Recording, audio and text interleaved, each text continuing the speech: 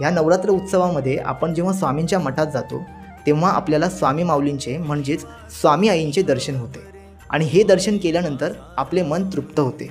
पण स्वामींनी आपल्या भक्तांसाठी हा स्त्री अवतार का आणि कसा घेतला याबद्दल तुम्हाला माहिती आहे का? एकदा स्वामींबरोबर श्रीपाद भट आणि काही सेवेकरी कोनाळी गावाच्या रानातून चालले होते। आता दिवसभर चालून चालून सेवेकरांचे पाय दुखायला लागले होते, त्यांना खूप भूक लागली होती।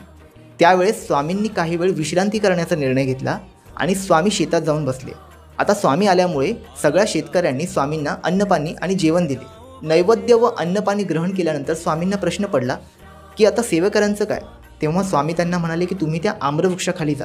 श्रीपाद भट काही सेवेकरांना घेऊन आम्रवृक्षाखाली पोहोचले। तिथे त्यांची भेट एक वृद्ध सुवासिनी बरोबर झाली। ती वृद्ध सुवासिनी श्रीपाद भट्टांना म्हणाली की आज सकाळपासून बरीच मंडळी इथे अन्नग्रहण करायला येणार होते, पण अजूनपर्यंत ते आलेच नाहीयेत। एक काम करा, तुम्हीच हे अन्नग्रहण करा।